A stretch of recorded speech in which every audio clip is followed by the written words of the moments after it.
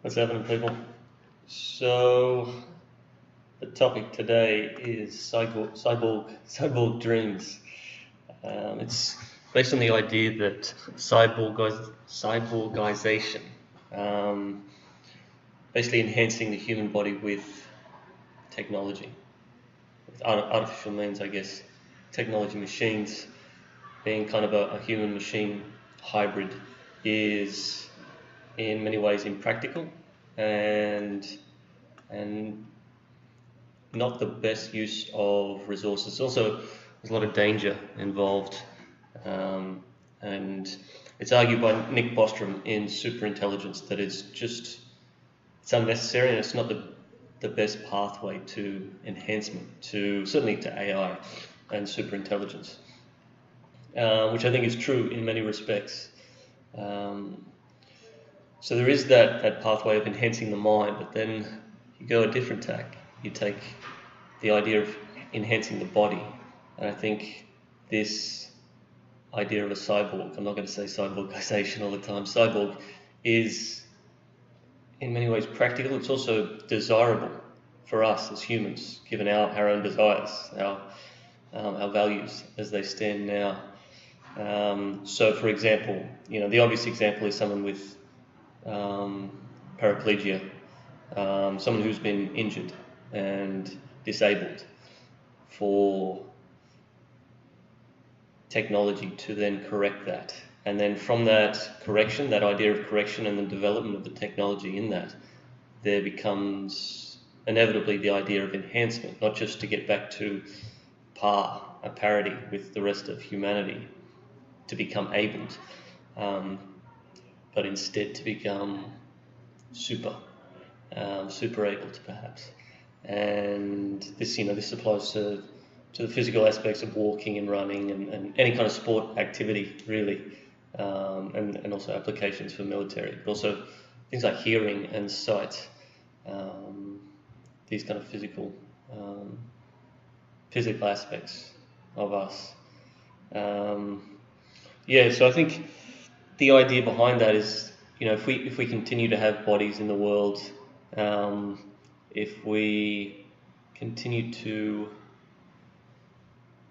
explore our space and off into space, into the galaxy, then enhancements to motor skills and perception, or to endurance and kind of fundamental physical functions like breathing and metabolism, these kind of things, there is a strong desire.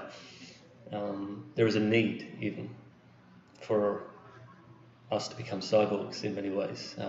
So if we actually want to physically go somewhere, and with these new environments opening up, then as we are now, our level of evolution, our physicality is not suited to the environments we want to go to, for example, Mars. Machines might go first. We send machines to Mars, and that's cool, and I like it.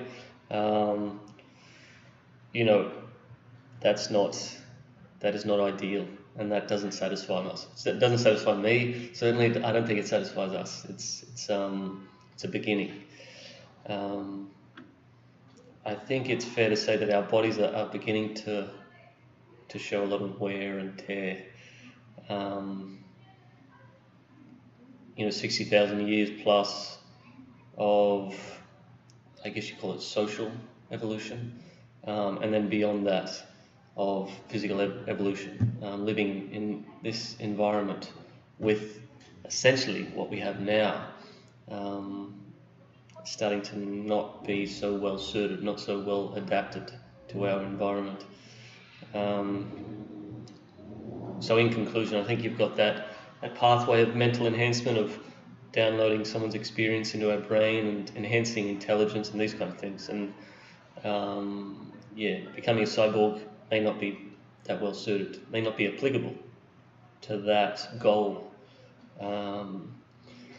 But if let's say if I want to go to Mars, I want to climb Mount Olympus. I want to do that. I want to be there. I want to touch it. I want to see things. I want to hear. I want to do it all without